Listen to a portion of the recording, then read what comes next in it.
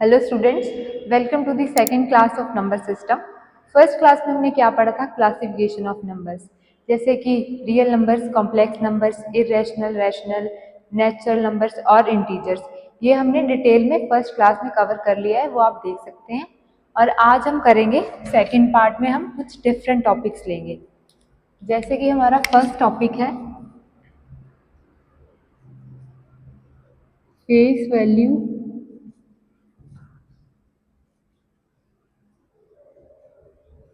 And place value. ये question हमारे काफ़ी एचपी पुलिस, पटवारी, इन सब एग्जाम्स में काफ़ी पूछा जाता है और ये काफ़ी सिंपल कंसेप्ट है। इसको कैसे समझेंगे? हम कोई नंबर ले लेते हैं।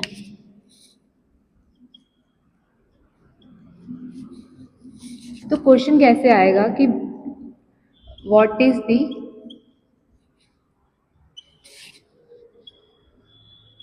Face value of 2। तो फेस वैल्यू क्या होती है, पहले हम समझेंगे फेस वैल्यू। फेस वैल्यू मतलब exact value of the number, same as it is हम 2 लिख देंगे। तो इसकी फेस वैल्यू क्या है? 2। अगर हमें पूछा जाए कि इस नंबर में फेस वैल्यू क्या है 3 की, तो वो क्या होगी हमारे पास? एग्जैक्टली 3 होगी फेस वैल्यू। तो हमारे पास सेकंड क्या है? Place value. वो भी हम किसकी देखते हैं अभी? Place value of 2। तो प्लेस वैल्यू क्या होगी? सीधा ये डिजिट यहाँ पे लिखा है, तो ये है क्या? 20,000 है ना। पीछे के सारे जो हमारे डिजिट्स हैं हम इनको जीरो कर देंगे। जैसे हमारे पास 4 डिजिट है तो 4 जीरोज आ जाएंगे।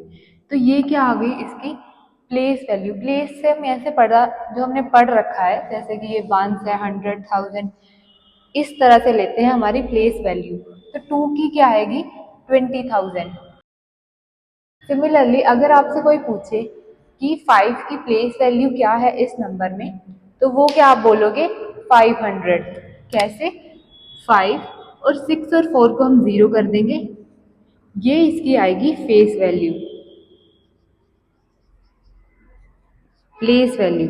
हाँ, ये आएगी इसकी प्लेस वैल्यू। और फेस वैल्यू क्या होगी? Face value as it is 5। तो ये कंसेप्ट सिंपल है। तो एग्जाम में क्वेश्चन कैसे आएगा, वो थोड़ा सा ट्विस्ट कर देते हैं इसको।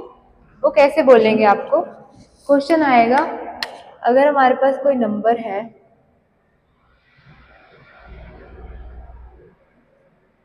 क्वेश्चन आएगा व्हाट इज दी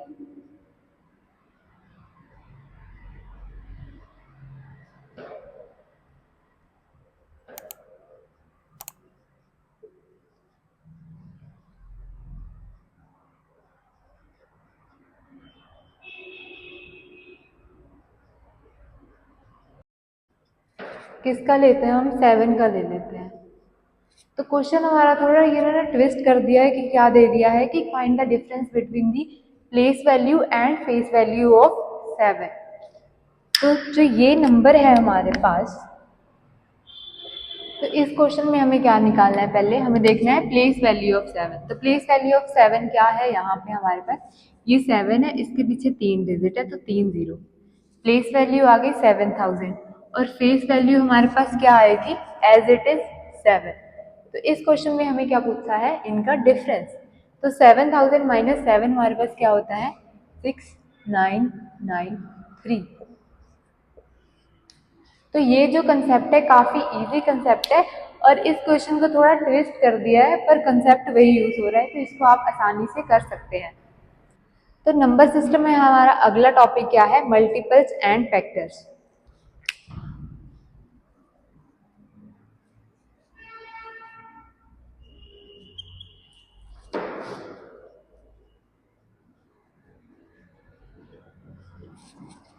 तो मल्टीपल्स को कैसे समझेंगे हम कि मल्टीपल्स क्या होते हैं? अगर हम कोई नंबर की एग्जांपल लेके करें, जैसे हम ले लेते हैं 12। तो 12 के मल्टीपल्स हमारे पास क्या आएंगे? 12, 24, 36, 48। और अगर हम फैक्टर्स देखें तो 12 के फैक्टर्स क्या आएंगे? 1, 2, 4, 6 एंड 12। और ये काफ़ी इससे आगे भी बढ़ेंगे। तो एक्चुअल में मल्टीपल्स होते क्या हैं? Numbers which will be completely divisible by 12।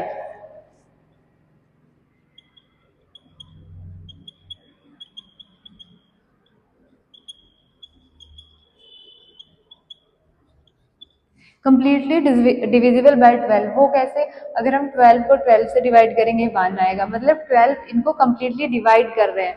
Multiples मतलब 12 का टेबल, अगर 12 के मल्टीपल कैसे आएंगे? 12 1 का, 12 2 का, ये इसके मल्टीपल्स आ रहे हैं हमारे पास in the form of table.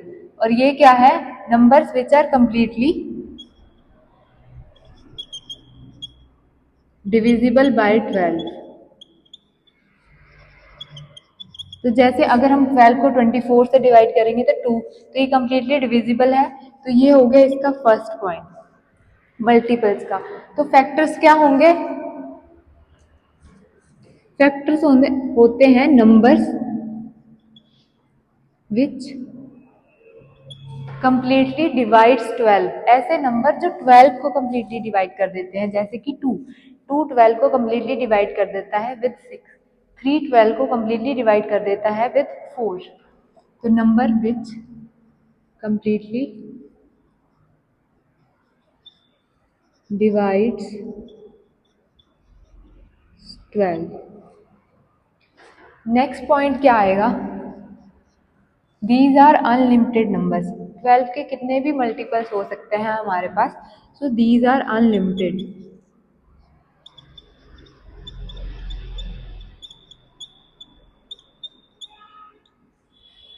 पर फैक्टर्स किसी नंबर के हमारे पास लिमिटेड ही होते हैं। तो फैक्टर्स क्या होते हैं हमारे पास? लिमिटेड। हम सबसे छोटी एग्जांपल लेते हैं जैसे 6। तो 6 के हमारे पास क्या फैक्टर्स आएंगे? 1 2 3 और 6 itself। तो 1 तो मतलब क्या है हमारा? 1 है हमारा यूनिवर्सल फैक्टर।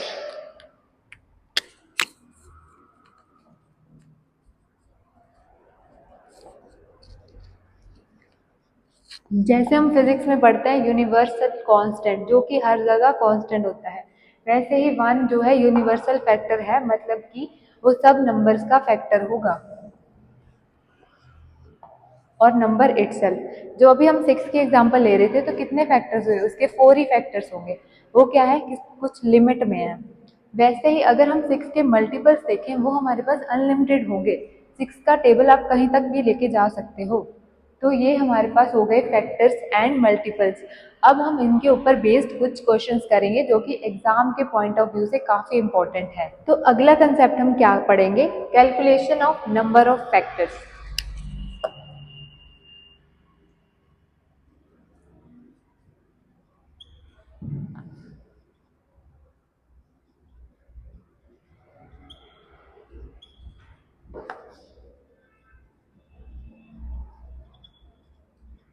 जैसे कि हमने समझा पहले फैक्टर्स क्या होते हैं, जो कि हमारे पास लिमिटेड होते हैं, वैसे ही हमारे पास एग्जाम में क्वेश्चन आ सकता है कि कोई भी नंबर दे देंगे कि उसके फैक्टर्स कैलकुलेट करो।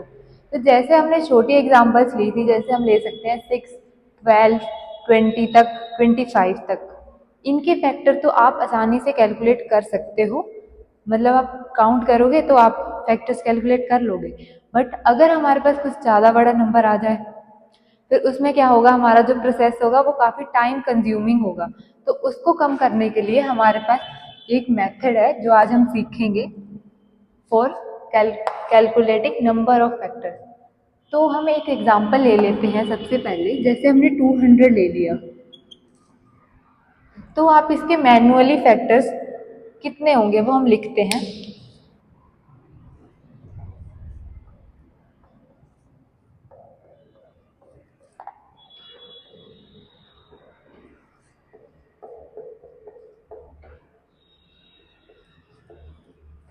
तो ये हमने 200 के फैक्टर्स लिख लिए। ये कितने? अभी हम क्या पढ़ रहे हैं? नंबर ऑफ फैक्टर्स कैलकुलेट करने हैं, हमें फैक्टर्स नहीं बताने, हमें बताने हैं कि है कितने फैक्टर। तो इसके कितने फैक्टर्स हैं 200 के? 1 2 3 4 5 6 7 8 9 10 11 12। तो एक तो ये मैनुअल प्रोसेस है जिससे कि आप फैक्टर्स कैलकुलेट करके बता सकते हो कि 12 है। तो अभी हम जो मेथड सीखेंगे वो है प्राइम फैक्टराइजेशन के थ्रू।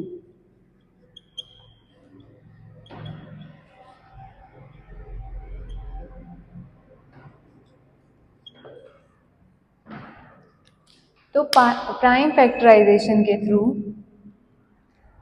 पहले हम 200 की प्राइम फैक्टराइजेशन करेंगे। देखो इसे कैसे समझेंगे, जैसे प्राइम लिखा है, प्राइम नंबर्स हमने पढ़े थे क्या होते हैं, जिनका फैक्टर सिर्फ 1 होता है और वो नंबर खुद होता है। जैसे कि हमारे पास एग्जांपल है 7, 7 के फैक्टर क्या है, वो 1 से डिवाइड होगा और 7 से डिवाइड होगा और किसी से डिविजिबल नहीं होगा, तो वो होते हैं हमारे पास प्राइम नंबर्स। तो इसका मतलब क्या है कि हमें इसको प्राइम नंबर्स की फॉर्म में लिखना है 200 को। वो हम कैसे करते हैं, हम अगर एलसीएम लेके कर सकते हैं। काफ़ी लोग, जैसे ये है 200, तो हम इसका एलसीएम लेंगे।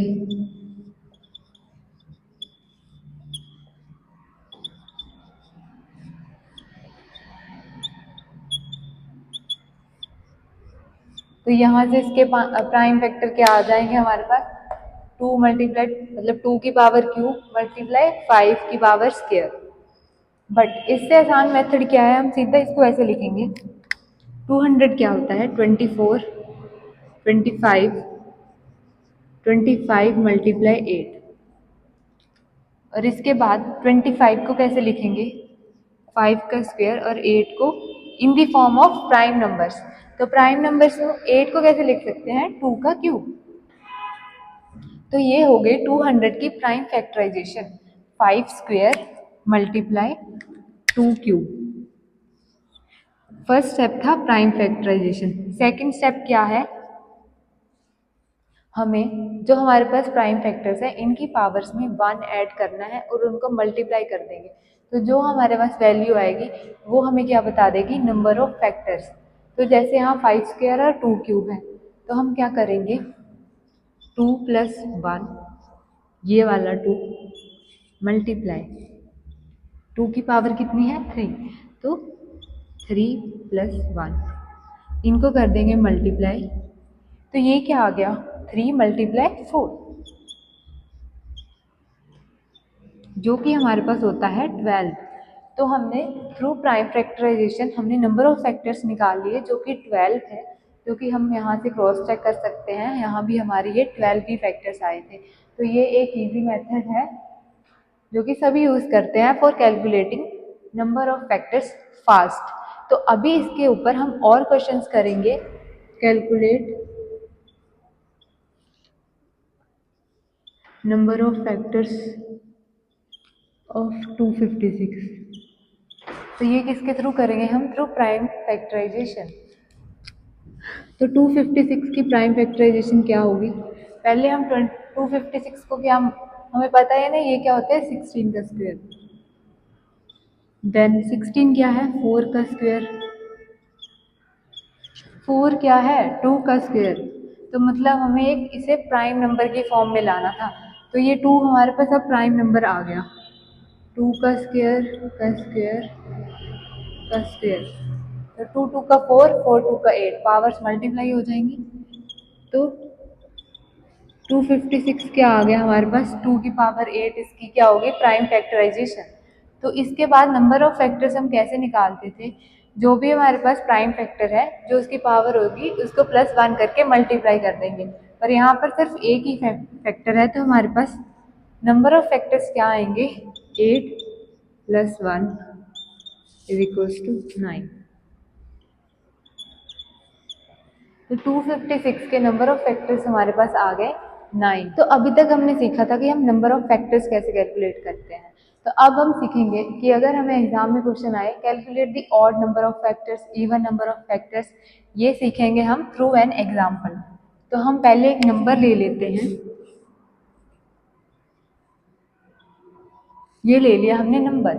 सबसे पहले आप इसके नंबर ऑफ फैक्टर्स निकालो जो कि हमने सीख रखा है। तो नंबर ऑफ फैक्टर्स मतलब total number of factors,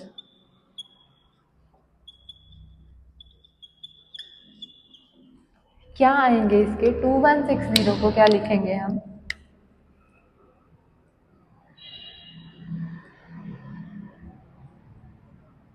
6 cube for 216 और 10 है साथ में तो 5 मल्टीप्लाई 2।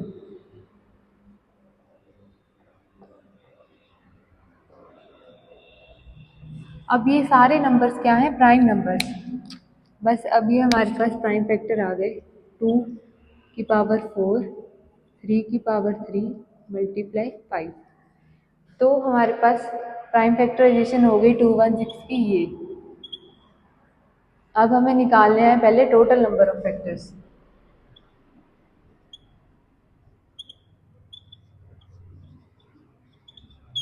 जो कि हमें आते हैं 5 मल्टीप्लाई 4 मल्टीप्लाई 2, इन सब की पावर में 1 ऐड कर दिया। 5 4 का 20, 22 का 40। तो टोटल नंबर ऑफ फैक्टर्स आ गए हमारे पास 20। अब हम सीखेंगे कि इवन नंबर ऑफ फैक्टर्स कैसे निकालेंगे हम।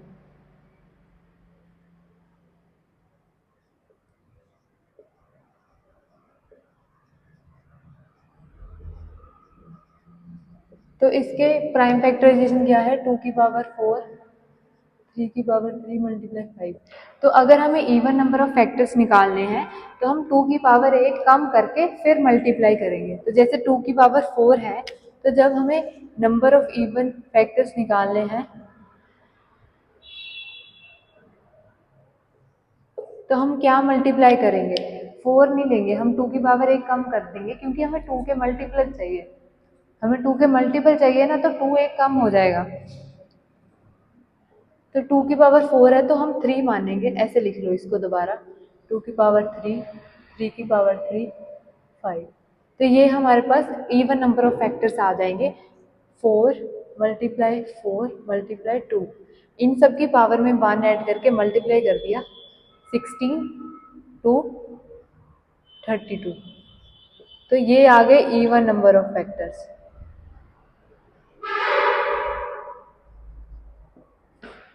सिमिलरली अगर हमें कोई बोले कि हमें odd number of factors calculate करने हैं, तो ऑड नंबर ऑफ फैक्टर्स कैसे कैलकुलेट करते हैं?